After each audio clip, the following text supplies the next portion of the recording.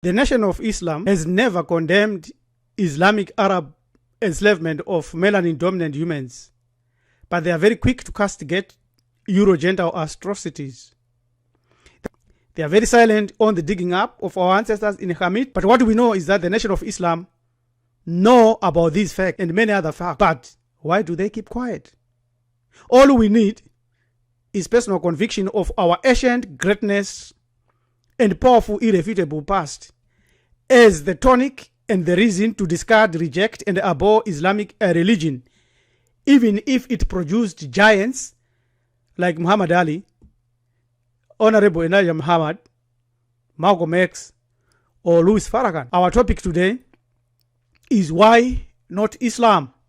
We want to offer a few reasons why every melanin-dominant human being should loathe and discard Islam. To be totally free and liberated from Islamic spell, there are a number of reasons that one must be in touch with and know continuously, non-stop. These reasons are: Islam is not a religion of peace, Islamic invasion of Africa, Arab Muslim enslavement and hatred of melanin-dominant human beings, newcomer same as Christianity and Judaism, and the source of the Quran. First, the reason that Islam is a religion of peace is also elaborated by a number of prominent figures. Here is what Muhammad Ali said. He said, "I believe in the religion of Islam. I believe in Allah and peace." Let alone did he know or was he aware of the fact that Islam does not mean peace. It means submission. The word peace for Muslims has a different meaning. Peace, according to Muslims, will be achieved when everyone submits to Islam. Muslims cannot offer you peace. They can offer only truce after your defeat and your surrender. In their minds, peace will be achieved only when you are subdued and they are the masters. Any other arrangement is not Islamic.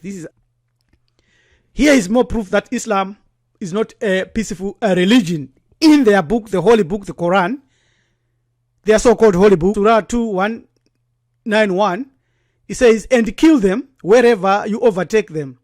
Here is the sword verse, Surah 9:5. It says, "When opportunity arises, kill the infidels wherever you catch them." Surah 3:28 says, "Muslims must not take the infidels as friends."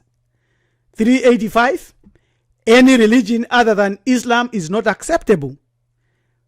Surah 5:33, "Maim and crucify the infidels if they criticize Islam." Surah 8:12, "Terrorize and behead those who believe in scriptures other than the Quran." Surah 8:60, "Muslims must master all weapons to terrorize the infidels." Surah 8:65, "The unbelievers are stupid. Urge the Muslims to fight them." Surah 9:123, "Make war on the infidels living in your neighborhood." Surah 47:4, "Do not hanker for peace with the infidels. Behead them when you catch them." This is not a religion of peace. Master the truth that being Muslims is not indigenous. It is proof of being a conquered individual. No matter where you are, as long as you follow Islam, you are saying, "I am a conquered individual." It's not your fault. It began in history in ancient times. That's why today we find that the members of Nation of Islam, it is preferable to blame the West and concentrate on European slave trade rather than talk about the past crimes of Arab Muslims. The lingering question still remains: why are students not taught the long, widespread, and lethal roles played by Arab Muslim destruction of African civilizations? Here is the answer. Most Muslims, the majority of white Arabs, they come from Rome. The white Arabs are Europeans. Islam was first spread by Arabs. All North Africans became Arabized in names, just as the Turks had before them. Hamid was also Arabized by Seljuk Turks, showing here. The invasion did not come from Arabia, it came from Turkey. And this is where the Seljuk Turks came from and spread all over the world. You can go to North Africa History, Real World History, www.com, and you'll find a lot of information about this. Number 3 reason why you must never follow Islam is that the Arab Muslim enslavement is based on hatred of melanin dominant human beings. You can read this book to get more information, and you can see all these images that we are showing here. And this is a wonderful book also by Ibn Warraq. He's an Iranian writer, fantastic, full of evidence. And also this book by John Alembila Azuma, The Legacy of Arab Islam Africa. You have to read these books that we show you here so that you stand a chance to your path in this salvation of our race. Arabs and their Muslims allies were the first to make use of large numbers of sub-Saharan black Africans as slaves and sold them, and introduced Europeans to slavery and the profitable of slavery and the use and abuse of us. They developed a long-distance slave trade which began in the 7th century. So it started earlier than the European, American or West Hemisphere enslavement of our lands and our people. This is third reason why you should never ever believe that when you follow Islam you are doing what is right. You are besmirching and pouring scorn on your ancestors.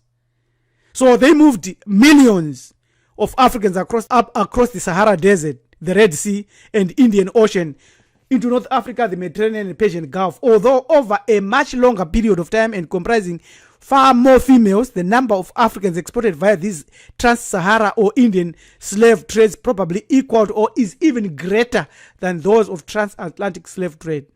And this is an image, this illustration of the slave market of Cairo, which appeared in Egypt and Nubia from drawings made on the spot by David Roberts, 1846-1849, and demonstrates the long history of the slave trade in North Africa and Middle East. See, this is one major reason you should never entertain this religion. This is how they treat you. This is how they see you. This is how they kill us. They don't care about you. They don't love us. They will never appreciate anything that we have done. These are their hordes and attacking and killing our ancestors. Unfortunately, we've got our own sellouts. Most of the time, it is only our own brothers that turn out to be violent perpetrators of these belief systems, like this man here of Boko Haram, and this man here, the greatest sellout of all time, Tibo Tip. And organizations like the Nation of Islam will really change. In fact, we can see signs that they are actually going into codes with sororities that have not changed our life but continued to oppress and suppress us. Here is Louis Farrakhan joining the Freemasons. It's very, very, very shocking. The number 4 reason why you should never follow Islam or entertain it, because Islam is a newcomer. Same as Christianity, same as Judaism, same as any other faith. That is not yours. You must never follow Islam. It's a Johnny came late, a brand of Christianity and Judaism. When you look at the timeline, you see that Islam came here 632 AD according to Christian calculation of calendar. But all these other religions like Buddhism, Judaism, Hinduism are reputed to be old religions. They are not. They are very young. You can never consider them anyway. The oldest religion of all time is our own African belief system. They call it primary superstition. They call it animism or pre-animism, which goes back to 600 or a million years. Now, look, when you look at this and say, okay, I want to look at this. This is coming from this website, Proto-Religious Superstition. When you say, I want to look at this in terms of chronology and time, we are very conservative and now say, okay, this is 1 million years ago. And you got a religion that came 3,000 years ago and 1 million years ago. And you follow another one that came 632 AD. A few years ago. It means you are losing on your animistic behavior and the qualities and spirituality and totemism and shamanism. You are out of sync with all these, and you are trapped into these Johnny came late religions. You cannot even think about it. You can not even follow these religions. This is number 4 reason: time and age. Let's look at the source of the Quran as the number 5 reason, and perhaps one of the greatest points here. We go to the author Ali Dasht, an Iranian thinker, who points out that the Quran contains nothing new in the sense of ideas not already expressed by others. We have already shown evidence and the proof that Islam came late here. So it regurgitates what Christianity taught, what Buddhism taught, what Judaism taught. There is evidence, clear evidence about that. The stories in the Quran, the moral precepts of the Quran are self-evident and generally acknowledge that they came from other sources, from the Jews and Christians whose rabbis and monks Muhammad had met and consulted on his journeys into Syria, and from memories conserved by the descendants of these people of Ad and Thamud, Esh and Hamit. In the field of moral teachings, however, the Quran cannot be considered miraculous. Why? Because Muhammad reiterated principles which mankind had already conceived earlier, as we have already shown, from Zoroaster, from Kemet, from Moses, Jesus, Romans, Greeks. Many of the duties and rights of Islam are continuation of practices which the pagan Arabs had adopted from the Jews. Yet all these religions, all these ideas came from Hamit, from Africa. That's a fact. The Quran, in religious mythology terms, is a modified rescript of the Old Testament and New Testament, both of which themselves being monotheistic rescripts of ancient Parutema Hore, the book of coming forth by day, or so-called Egyptian book of the dead, via the invention of a new supreme God named Allah. We shall also show you where this Allah came from. It's not new, but it's just promoted. And a new prophet named Muhammad, who claims lineage from Abraham. Instead of falling for these rescripts and forgeries, why not simply drink from your source, from your ancestral source? Because if you do not do that, they fool you into believing that your history is devilish, just to keep you away from it. Go to this Twitter, he explains all that. A literal review of the Quran, but was it really inspired? Let's find out some more from Dasht. Ali Dasht, the author we have already introduced. He says the Quran contains many sentences which are incomplete and not fully intelligible without aid of commentaries. This is why we say it's not original, it's not inspired, it's not anything that you can jump to other than as a fad or as a fashion. It has foreign words, unfamiliar Arabic words, and words used with other than the normal meaning, adjectives and verbs inflected without observance of the concords of gender and number, illogically and ungrammatically applied pronouns, which sometimes have no referent, and the predicates, which in rhymed passages are often remote from the subjects. These and other such aberrations in the language have given scope to critics who deny the Quran's eloquence. This is important and very, very powerful. The source of the Quran, we continue.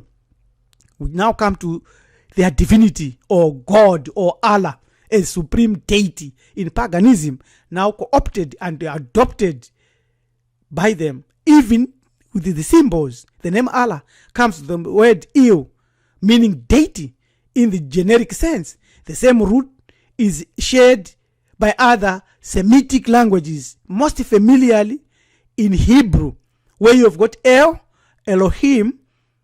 In both cases, the generic name for deity, for a deity, was used for the deity as the religion became monotheistic. You give you the website where you can go. We continue with the Allah as the moon god and idolatry in face of the claims of monotheism, the Kaaba, that destroys them, totally removes them from anyone who says Islam is a monotheistic religion and comes up with these symbols, the moon, the star, and the Kaaba, is not saying anything sensible. Much like Yahweh, Jehovah is the personal name of the God of the Bible. Allah was also the personal name given to the moon god, the highest of 360 pagan idols worshipped in Makkah, Muhammad's hometown. Consider what the pagan Arabians did to worship their moon god. Follow this carefully. Their Allah. They prayed while bowing towards Kaaba. These are the pagans in Arabia before Islam. The house of Allah, the mosque in Mecca, that houses the meteorite stone from space several times a day. Number 2, they visited this place once a year. The pagans in Mecca before Islam visited this place once a year and walked around the Kaaba several times during their visits, and even throwing stones and even kissing that stone. That's what they did.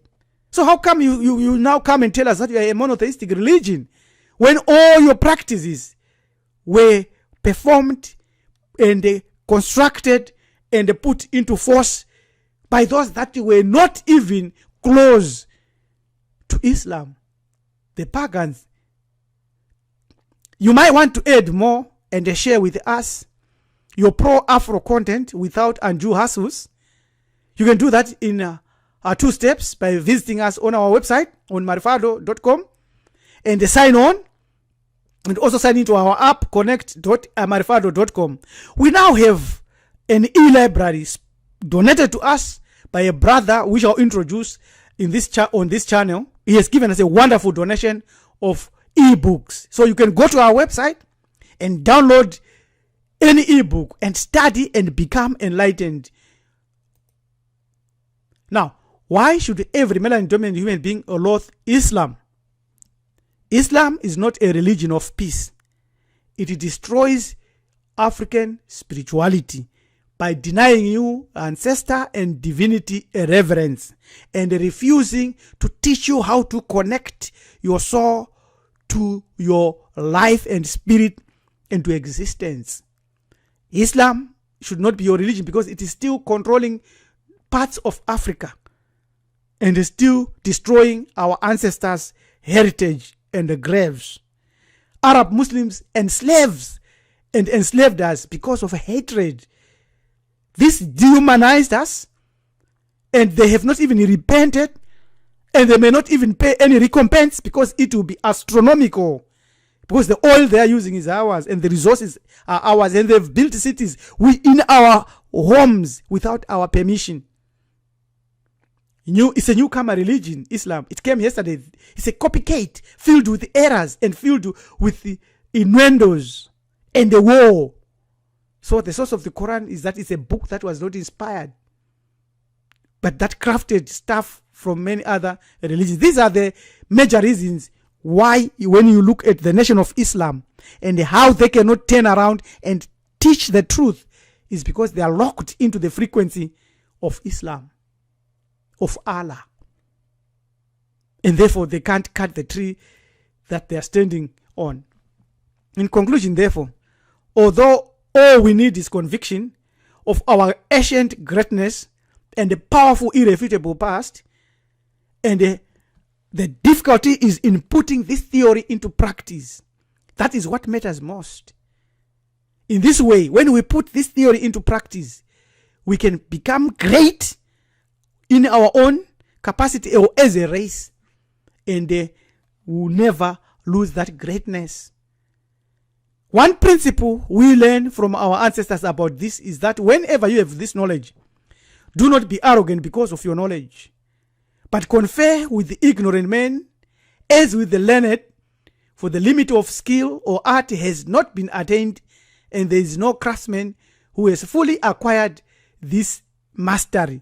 That's why it is important to put theory into practice. So when we put this theory into practice, we gain mastery. So when we discard Islam, Christianity, and Judaism, and anything else, and adopt what is ours, we become masters of this great and powerful past. We have a lot to share. And we want to thank you for subscribing to our channel, Hamid Ibru Ethics. And we are saying, send us an email on john@marifado and let us walk this journey together. This picture Rabbi Elem Tumizulu Galkal Mjakanja Kun Kenmskan saying till we meet again. Siabonga, Tatenda, Henkos, Asante Sana, Edupe.